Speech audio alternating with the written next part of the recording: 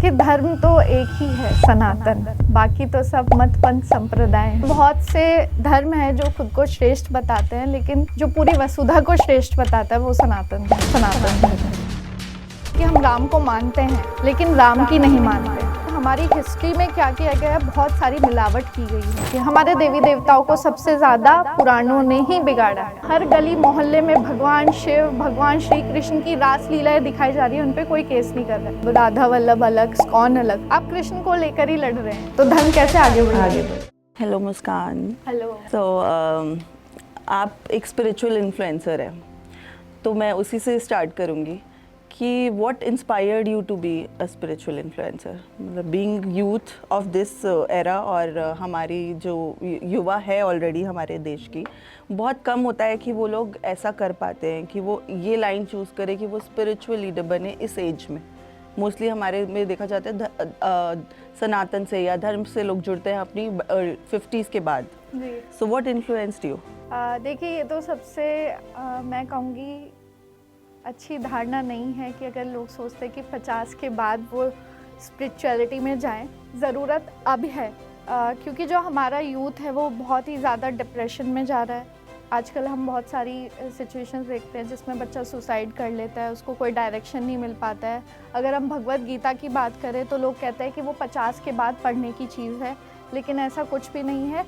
भगवत गीता अभी के लिए है, क्योंकि वो हमें एक डायरेक्शन देती है किस तरह से हमें जीवन को जीना है। और मैं आपको एक और फैक्ट अगर भगवत गीता के बारे में बताऊं कि जब भी हम किसी सिचुएशन में हैं, किसी प्रॉब्लम में हैं और हमें कुछ समझ नहीं आ रहा है, आप भगवत गीता उठाओ और कोई भी पेज आप उसका खोलो और आप उसको पढ़ो, आपको आपका आंसर मिल जाएगा। आप कोई भी पेज पढ़ सकते हैं। और रही बात कि मेरा यहाँ आना कैसे हुआ, तो एक एनवायरनमेंट की बात होती है। मेरा एडमिशन हुआ देव संस्कृति विश्वविद्यालय हरिद्वार में, तो मैं बहुत ज़्यादा क्यूरियस थी कि ये सब क्या होता है, कि वहाँ पे यज्ञ होता है, सुबह को 6 बजे उठा देते हैं, मौन साधना होती है। तो जब मैं वहाँ गई, मैंने चीज़ों को जाना और हमारे जो पैटर्न फाउंडर है पंडित श्री राम शर्मा आचार्य जी, जब मैंने उनको पढ़ा, उन्होंने 3200 किताबें लिखी हैं अपनी पूरी लाइफ में। और जब मैंने उनको पढ़ा, धीरे धीरे मैंने जाना कि अच्छा ये सारी चीज़ें भी होती हैं जिनका हमें पता ही नहीं था। तब से मेरी ये जर्नी स्टार्ट हो गई और फिर मुझे लगा कि मैं मास कम्युनिकेशन की स्टूडेंट हूँ, तो मुझे लोगों तक इन बातों को पहुँचाना चाहिए। So you felt your responsibility कि बहुत। तो आपके कॉलेज में आपको क्या लगता है, सब लोग ऐसे ही हैं आपकी तरह आ रहे हैं उस चीज़ में? It's just about curiosity and family background से भी कभी कभी होता है कि पेरेंट्स ने ऐसा सिखाया था तो हमने वो पिक किया। देखिए, यूनिवर्सिटी में कुछ बच्चों को तो इसलिए भेजा जाता है कि जिससे वो वहाँ जा कर के सुधर जाएं, और कुछ होता है कि आपके अंदर सीखने की इच्छा कितनी है, जानने की इच्छा कितनी है। तो मेरे अंदर वो इच्छा पहले से थी कि मुझे जानना है कि ये सब क्या होता है, मुझे पहले नहीं पता था। और जब मैंने उसको एक्सपीरियंस किया, जब मैंने मौन साधना को एक्सपीरियंस किया, तब मुझे बहुत अच्छा लगा। मुझे लगता है कि एक्चुअली ये प्रॉब्लम हमारे स्कूल एजुकेशन में है, क्योंकि स्कूल एजुकेशन में हमें पता ही नहीं है, ना हमारे क्वेश्चन के हमारे पास आंसर्स हैं, ना हमें अपने धर्म के बारे में बहुत ज़्यादा पता, सनातन के बारे में नहीं पता। और जो आपने कहा भगवत गीता, मुझे लगता है Bhagavad Gita is very important कि हम स्कूल में ही उसको पढ़े, एज अ सिलेबस होनी चाहिए वो। बिल्कुल बिल्कुल, यही कमी है आज के समय में कि यूथ आगे नहीं बढ़ पा रहा है स्पिरिचुअलिटी को लेके, वो जान नहीं पा रहा है, क्योंकि बहुत सारी ऐसी कमियां। लोग कहते हैं 50 के बाद, जो आपने बोला। हाँ, यही धारणा ना बचपन से हमने यही देखा। भगवत गीता क्या है? भगवत गीता का अर्थ ही है भगवान द्वारा गाया हुआ ज्ञान, दिया हुआ ज्ञान। आपने पढ़ी है भगवत गीता? हाँ जी। Oh nice. तो आपके क्या कॉलेज में पढ़ाते हैं, एज अ सिलेबस है या आपने अपनी मर्जी से पढ़ी है? देखिए, हमारे कॉलेज में एक लाइफ मैनेजमेंट का कोर्स चलता है। अगर आप उसकी क्लासेस अटेंड नहीं करते हैं, अगर आपकी उसमें अटेंडेंस शॉर्ट है, तो आपको आपकी डिग्री नहीं मिलेगी। तो कोई चाहे ना चाहे आपको जाकर के लाइफ मैनेजमेंट की क्लासेस अटेंड करनी पड़ेगी, जिसमें कि भगवत गीता का ज्ञान दिया जाता है, पतंजलि योग सूत्र पढ़ाया जाता है, जितने हमारे दर्शन हैं वो पढ़ाए जाते हैं। इससे मुझे लगता है बहुत अच्छे, अगर हमारे इंस्टीट्यूट्स ये प्रमोट करें तो ये ऐसा हो सकता है। लाइक इंडियन नॉलेज सिस्टम अब ऐड हुआ है, लेकिन हमारी यूनिवर्सिटी उसे 2001 से फॉलो कर रही है। तो सनातन के बारे में बात करते हैं वो, या सभी उसके बारे में बात करते हैं, सभी धर्मों के बारे में बात करते हैं? सभी, देखिए धर्म तो एक ही है सनातन, बाकी तो सब मत पंथ संप्रदाय हैं। बिल्कुल बिल्कुल, मैं एग्री करती हूँ, बट लोग नहीं करते हैं, बहुत सालों से चलता आ रहा है। और क्या है कि सनातन में लोगों को विश्वास भी नहीं है अपने ऊपर, कि हम एक्चुअली, इतना कॉन्फिडेंस नहीं है कि हम एक्चुअली जो बोल रहे हैं वो सच है भी या नहीं, because we don't know our back stories. तो वो अवेयरनेस के लिए आप क्या कर सकते हो? देखिए सनातन जो है वो एक जीवन दर्शन है, और सनातन का अर्थ ही है जो सदा से है। सनातन से पुराना कुछ है ही नहीं। ये तो बहुत से धर्म है जो खुद को श्रेष्ठ बताते हैं, लेकिन जो पूरी वसुधा को श्रेष्ठ बताता है वो सनातन धर्म है। वेरी नाइस, आपने बहुत बहुत अच्छी बात करी है, बहुत डीप बात करी है।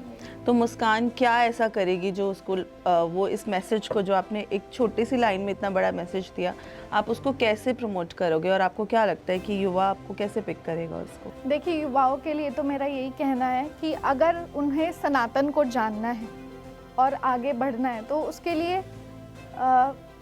हम राम को, जैसे कि हम राम को मानते हैं लेकिन राम की नहीं मानते हैं, तो हमें राम की मानने के लिए क्या करना है? हमें घर घर में और स्कूल स्कूल में रामायण पढ़ानी पड़ेगी, भगवत गीता पढ़ानी पड़ेगी। तो ये स्कूल्स में पढ़ाई जानी चाहिए, और मैं भी इसके लिए कार्य कर रही हूँ कि जिससे ज़्यादातर लोगों तक हमारी बात पहुँचे, सनातन की बात पहुँचे, कि ज़्यादा से ज़्यादा लोग अवेयर हों उस चीज़ को लेकर के कि किस तरह हम अपने धर्म को लेकर के आगे बढ़ सकते हैं। क्योंकि हमारी हिस्ट्री में क्या किया गया है, बहुत सारी मिलावट की गई है। जब मुग़ल हमारे यहाँ आए तो हमारी जितनी भी पुराण हैं उनके साथ मिलावट की गई। मिलावट में क्या किया गया कि जो पुराण थी उसमें भगवान श्री कृष्ण के चरित्र को गिरा दिया गया, भगवान शिव के चरित्र को गिरा दिया गया। एक पुराण है ब्रह्मवैवर्त पुराण, अगर हम उसको पढ़ते हैं तो उसमें दिखाते हैं कि भगवान श्री कृष्ण अपनी मामी के प्यार में पड़ गए और उन्होंने उनके साथ जाकर के संभोग किया। इस तरह की बातें पुराण में लिखी हैं और जो आजकल के कथावाचक सुनाते भी हैं। तो आप अपने भगवान श्री कृष्ण के चरित्र को इतनी बुरी तरह से गिरा रहे हैं। आप भगवान श्री कृष्ण की लीलाएं दिखा रहे हैं कि भगवान श्री कृष्ण नाच रहे हैं। हाँ, वो रास लीला को उन्होंने इतना डर्टी बना दिया है। बिल्कुल, आपने राम रहीम का नाम सुना होगा। तो जो राम रहीम थे उन्होंने क्या किया, उन्होंने गुरु गोविंद साहिब का वेश धारण किया, तो लोगों ने उनके ऊपर केस कर दिया। फिर एक कपिल शर्मा शो में पीकू शर्मा जी हैं, उन्होंने राम रहीम का भेष धारण किया, तो राम रहीम के चहेतों ने उनके ऊपर केस कर दिया। लेकिन यहाँ हर गली मोहल्ले में भगवान शिव, भगवान श्री कृष्ण की रास लीलाएं दिखाई जा रही है, उन पर कोई केस नहीं कर रहा। क्यों सिर्फ भगवान श्री कृष्ण की रास लीला को दिखाया जाता है? भगवान श्री कृष्ण के उस चरित्र को क्यों नहीं दिखाया जाता जो उन्होंने युद्ध भूमि में अर्जुन को दिया था? मैनिपुलेट कर दिया है बेसिकली। हमारे जितने भी वो है हिस्ट्री को, कहते हैं ना, history is not what happened, history is what is written. So the written part has been changed, the narrative has changed. क्योंकि लोग पुराणों की मानते हैं, वेद को नहीं मानते हैं। लेकिन हमारा सबसे पहला ज्ञान ही वेद है। सबसे पहले वेदों की उत्पत्ति हुई है। जैसे कि एक रूल बुक होती है, आप वॉशिंग मशीन खरीदने जाओ तो उसके साथ एक रूल बुक होती है कि आपको उसको कैसे यूज़ करना है। हाँ, मैनुअल, कि आपको उसको कैसे यूज़ करना है। तो वेद हमारे लिए एक रूल बुक है कि हमें अपने जीवन को कैसे जीना है। आज के समय में वेद पढ़ना इतना आसान नहीं है, हर कोई नहीं पढ़ सकता, सबकी लाइफ बहुत ज़्यादा बिजी हो गई है। लेकिन वेदों का सार उपनिषद है, आप उपनिषद पढ़ सकते हैं। आप उपनिषद नहीं पढ़ सकते तो आप भगवत गीता पढ़ सकते हैं। और भगवत गीता भी ये नहीं है कि सिर्फ हिंदुओं के लिए है, भगवत गीता को कोई भी पढ़ सकता है, क्योंकि वो एक हमारे प्रॉब्लम का सॉल्यूशन है। नहीं, एक्चुअली हमें ऐसा करना चाहिए कि हम अपने भगवान के बारे में जानें। और मुझे लगता है शायद ये इसलिए भी कमी है क्योंकि एक सिलेबस नहीं है इसका। जी। एक सिलेबस होता तो हमें पता होता कि ये लाइन पर चलना है। Rule book basically, to break the rule you should know the rule. हाँ। तो we don't know the rule, so we are breaking it without any choices, no. तो क्या इसको आप चेंज कर सकते हो बीइंग इन्फ्लुएंसर? आपको लगता है कि सोशल मीडिया एक अच्छा रोल प्ले कर सकता है इसके लिए? बिल्कुल कर भी रहा है, बट मैनिपुलेटिव हो रहा है ना। कुछ लोग अच्छा बोल रहे हैं, किसी का, सबका नैरेटिव डिफरेंट है। आपकी सोच अलग है। सनातन को तो धर्म, आप बोल रहे हो कि सनातन ही धर्म है, लोग बोलते हैं सनातन तो धर्म है ही नहीं, that is the way of living, वो तो एक सोच है, लेकिन धर्म तो ये सब है जो बाद में बने हैं। तो एक्चुअली तो सनातन धर्म है। सनातन धर्म क्या कर रहा है, सनातन धर्म क्या सिखाता है, ये किसी को एक्चुअल वाला तो पता नहीं। तो इन्फ्लुएंसर्स तो सब अपनी अपनी बात रख रहे हैं, अपना अपना मत रख रहे देखिए, हैं। मैं अगर आपको अपनी ही बात बताऊं, मेरे स्कूल का नाम था सनातन धर्म public school, SD public school, लेकिन मुझे नहीं पता था कि सनातन का अर्थ क्या है। जब मैं देव संस्कृति विश्वविद्यालय में गई हूँ तब जाके मुझे पता चला है कि सनातन धर्म हमारा धर्म है। तो बहुत सारे बच्चे हैं, बहुत सारे लोग हैं जिनको नहीं पता है कि सनातन क्या है, और हमारी गवर्नमेंट बहुत अच्छा रोल प्ले कर रही है, योगी जी बहुत अच्छा रोल प्ले कर रहे हैं। पहले लोगों को कोई अवेयरनेस नहीं थी और अब इंडियन नॉलेज सिस्टम हर जगह आ रहा है, तो वो सनातन को आगे बढ़ा रहा है। बट एज एन इन्फ्लुएंसर अगर मैं बात करूँ कि हाँ, ऐसा है कि बहुत सबकी अपनी अपनी बातें हैं, सबकी अपनी अपनी राय हैं, लेकिन मेरा मानना ये है कि हम लोग ही बटे हुए हैं, हमारे अंदर एकता नहीं है। अगर आप और मतपंथ या संप्रदाय या मजहब को देखें, वो लोग अपने एकता में रहते हैं। अगर उनकी एक बुक है वो उसको फॉलो करते हैं, लेकिन हिंदुओं की इतनी सारी बुक क्यों है, सनातनियों की इतनी सारी किताब क्यों है, एक किताब क्यों नहीं है? एक किताब है वेद, लेकिन अनुसरण नहीं करना चाहते हैं लोग उसका। आया नहीं ना, कभी इम्पोर्टेंस नहीं फील कराई उसकी, वो हटा दिया गया हिस्ट्री में से। इतना टाइम का ब्रेक आया जो 500 साल का, उसकी वजह से हम हट गए उससे। और वही काम आज हम लोग कर रहे हैं। हम कोशिश कर रहे हैं कि कैसे हम लोगों को अवेयर कर सकें, और हो भी रहे हैं, क्योंकि जब तक आप उनको सही हिस्ट्री नहीं बताओगे, जब तक आप उनको बताओगे नहीं कि हमारे धर्म ग्रंथों की सच्चाई क्या है, भगवान श्री कृष्ण का चरित्र क्या है, भगवान श्री राम का चरित्र क्या है, भगवान शिव का चरित्र क्या है, ईश्वर एक है, भगवान और ईश्वर में बहुत डिफरेंस है। जैसे कि आप भगवान श्री राम की बात करें तो भगवान श्री राम वो हैं जिन्होंने अपनी मर्यादाओं का पालन करके राम से मर्यादा पुरुषोत्तम राम बनने का सफ़र तय किया है। तो वो कौन पढ़ाएगा? वो हमारे इंडियन नॉलेज सिस्टम में, हमारी किताबों में हमें बच्चों को पढ़ाया जाना चाहिए। बिल्कुल बिल्कुल। कुछ कितनी जनरेशंस लगी उसको हटाने के लिए, तो अब वापस लाने के लिए भी आई गेस बहुत सारी जनरेशंस समय लगेगा, लेकिन समय लगेगा। बट आई एम श्योर अगले may be 50 years later we'll have that। नहीं, अब लोग अवेयर हो रहे हैं, काफ़ी अवेयर हो रहे हैं, बट वही मैं बोल रही हूँ ना, मुझे ऐसा लगता है may be because of my age, मैं मिडिल एज्ड हूँ, तो मुझे लगता है कि हमारी एज के लोग कंफ्यूज्ड है। What they want to pick they pick, because social media भी कोई बहुत ज़्यादा अच्छा रोल नहीं प्ले कर रहा है। दे आर टॉकिंग एवरीथिंग, तो वो हमारी पर्सपेक्टिव पे हम क्या पिक कर रहे हो उसके अंदर से। बिल्कुल। आपने अभी बात की कि हमें कन्फ्यूज़न है, हम समझ नहीं पा रहे हैं कि हमें क्या चीज़ को फॉलो करना है, क्या चीज़ को नहीं फॉलो करना है। कन्फ्यूज़न यही है क्योंकि किताबें बहुत सारी हो गई हैं, कौन सी पढ़े, किसकी माने, समझ नहीं आ रहा है। उसके वर्जन्स इतने सारे हो गए। इवन अगर हम बात करें कि सनातन धर्म में बहुत सारे संप्रदाय अलग अलग बने हुए हैं, गौड़िया संप्रदाय अलग, वल्लभ राधा वल्लभ अलग, इस्कॉन अलग। आप कृष्ण को लेकर ही लड़ रहे हैं, सब एक दूसरे की काट कर रहे हैं, तो धर्म कैसे आगे बढ़ेगा? जब तक एकता नहीं आएगी तब तक धर्म। तो कैसे आपको लगता है कि हिंदुओं में एकता ला सकते हैं हम? मेरा मानना ये है कि अभी हमारे हरिद्वार में एक बहुत बड़ा कार्यक्रम हुआ है सनातन महापीठ का, जिसमें एक संसद भवन बनने वाला है पूरा सनातन धर्म का।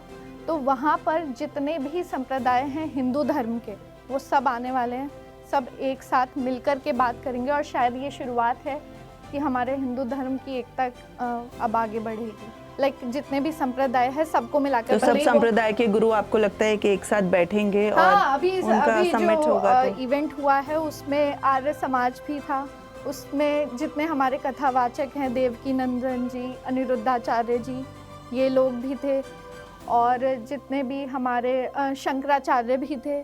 तो सब लोग एकजुट आकर के वहाँ पर बैठे थे सिर्फ इसी डिसीजन के लिए कि कैसे एकता बने और हम अपने धर्म को बचा सकें। बहुत बड़ा स्टेप है, it is a very big step. मतलब we should be very hopeful कि इसके बाद एक कुछ अच्छा आएगा, काट ना करते हुए आगे बढ़ाएंगे। क्योंकि मतलब सबका अपना पर्सनल अलग अलग होता है, लेकिन जब देश की बात होती है तो सबको एक होना जरूरी है। बहुत ज़रूरी है, बिल्कुल बहुत ज़रूरी है। हम इसको सनातन ना लेकर हमें इसको देश लेना चाहिए। भारत को आगे बढ़ाने के लिए हमें ये सब चाहिए।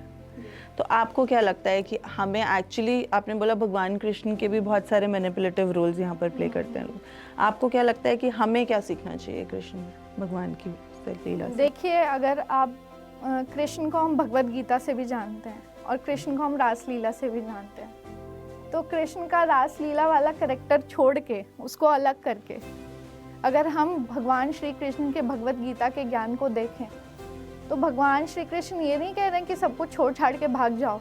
वो अर्जुन को बता रहे हैं कि नहीं, तुम्हें लड़ना है, तुम्हें आगे बढ़ना है। भगवान श्री कृष्ण ने किसी को साधु बनने का ज्ञान नहीं दिया है। भगवान श्री कृष्ण ने अर्जुन को राजा बनने का ज्ञान दिया है कि तुम्हें कैसे राजा बनना है, कैसे तुम्हें कंट्रोल करना है सारी चीज़ों को, अपने ऊपर लीडर बनना है, सेल्फ कंट्रोल करना है। ये भगवान श्री कृष्ण कहते हैं। तो यही है कि भगवान श्री कृष्ण को इस तरह से ज़्यादा देखा जाना चाहिए। योगेश्वर भगवान श्री कृष्ण, उनसे बड़ा कोई योगी नहीं हुआ है। भगवान राम से हम ये सीखते हैं कि हमें मर्यादा का पालन करना चाहिए, सत्य बोलना चाहिए। जो वो आए सतयुग में, तब वो चीज़ें अप्लाई होती थी। फिर उसके बाद भगवान कृष्ण आए द्वापर युग में। द्वापर युग में उन्होंने हर तरीके का रोल प्ले किया। आपने कहा रासलीला को छोड़कर हमें दूसरा करना चाहिए। रासलीला को भी मैनिपुलेटिव उससे देखा जा रहा है। मुझे लगता है कि रासलीला में भी कुछ अच्छा मैसेज वो देना चाहते होंगे जो हम तक पहुंच नहीं पाया है। मैनिपुलेट हो गई हैं चीज़ें, जैसे शरशैया बोला जाता है ना, that's a very manipulative word. मुझे लगता है शरशैया क्या है, हमें जो फिल्म में दिखाई वो ऐसे तीरों के ऊपर वो लेटे हैं, वो तो हो नहीं सकता ना। तो इट मस्ट भी कुछ तो ऐसा रहा होगा कि कोई चटाई टाइप्स पे लेटते होंगे घायल पोजीशन में वो, और उन्होंने मतलब जो भी उनके पास सेल्फ कंट्रोल था कि वो अपनी मृत्यु को रोक पा रहे थे देखने के लिए। इसी तरीके से रासलीला को भी मैनिपुलेट किया गया होगा। बट और ऐसा क्या है जो अब कोई आपको लगता है इस कलयुग में क्या आना चाहिए, कोई और नए रूप को? जैसे हमने सतयुग की बात करी, उसमें भगवान राम आए, वो अलग तरीके थे, वो आज हम अप्लाई नहीं कर सकते, हम चाहकर भी नहीं कर सकते। फिर भगवान कृष्ण आए द्वापर युग में, उनमें ही इतना डिफरेंस था। उन्होंने छल भी खेला, पॉलिटिक्स भी खेली, सिखाया भी। और अब क्या होना चाहिए ऐसा, मतलब हम हाउ डू यू थिंक कि हम कैसे अप्लाई करें उन सब के रोल्स को आज की लाइफ में? आज के युग में दानव और भगवान एक ही व्यक्ति के अंदर है, बस हमें पहचानने की आवश्यकता है। तो आज के युग में मैं तो हमारे माननीय प्रधानमंत्री नरेंद्र मोदी जी हैं, जिन्होंने अब तक देश को बचा के रखा है। मैं यही मानती हूँ, मैं उनको बहुत फॉलो करती हूँ, क्योंकि आज के समय में जो सिचुएशन है, अगर देश किसी और के हाथ में जाता तो बहुत बड़ी दुर्गति होने वाली थी। सनातन भी उन्हीं से है, सनातन उन्होंने बचाया है। तो अभी धीरे धीरे युग बदलेगा, कहते हैं कि कल की अवतार भी आएगा। अभी किसी के अवतार के आने की तो बात हमें पता नहीं ना, वो तो हमें बाद में पता चलेगा जब उनकी पूरी स्टोरी हो जाएगी खत्म, पूरी स्टोरी खत्म हो जाएगी जब आगे की जनरेशन उसको देखो भगवान राम तब बने जब उनके कर्म खत्म हुए, तो हमें पता चला कि उन्होंने कितना बड़ा रोल प्ले किया है समाज को बदलने में, तो उनको हमने भगवान राम का दर्जा दिया। देखिए, जितने भी महान पुरुष रहे हैं जिन्होंने देश को बदलने की और देश के लिए काम करने की कोशिश की है, उनको हमेशा स्ट्रगल करना पड़ा है। अगर भगवान राम का जीवन देखें तो उन्होंने भी स्ट्रगल किया, भगवान श्री कृष्ण ने भी किया। और अगर हम देखें महर्षि दयानंद सरस्वती ने कितना किया। और आज के, हाँ, मैं एक बात और कहना चाहूँगी कि आधुनिक युग का जो ग्रंथ है वो सत्यार्थ प्रकाश है, और सत्यार्थ प्रकाश हर स्कूल में होना चाहिए और हर बच्चे को पढ़ना चाहिए। जितनी भी हमारे देश में पाखंड है, भ्रांतियाँ हैं, उन सब के बारे में उसमें लिखा है, और अपने धर्म के बारे में ज़्यादा लिखा है। तो जितने भी हमारे महापुरुष रहे हैं, सबका जीवन स्ट्रगल भरा रहा है, और जब बाद में उनको हम याद करते हैं तब हमें पता चलता है कितना स्ट्रगल उन लोगों ने किया होगा। ना, बिल्कुल, मुझे लगता है जो स्ट्रगल करे हैं वही महान बने हैं। आज के टाइम में भी अगर जैसे हम ही सनातन की बात कर रहे हैं, सनातन को लेकर के आगे बढ़ रहे हैं, बहुत सारी प्रॉब्लम्स आती हैं।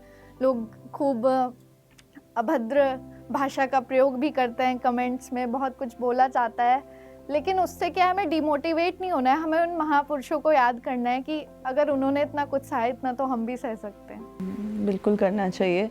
और बहुत मुश्किल है, लोग आजकल जो इन्फ्लुएंसर्स बातें कर रहे हैं, बहुत सारे मैंने देखा positive influencers, motivational speaker specially, वो क्या बात करते हैं कि अगर आपको समझ नहीं आ रहे लोग तो छोड़ दो, हाँ, पसंद नहीं आ रही विचारधारा तो अलग हो जाओ। अपनी पीस का ध्यान रखो। अगर आप पीस में रहोगे तो आप कभी महान नहीं बनोगे, पीस में रहोगे तो कभी लीडर नहीं बनोगे। बिल्कुल बिल्कुल। आपको क्या लगता है कि क्यों हिंदू देवी देवताओं को ही टारगेट किया जाता है?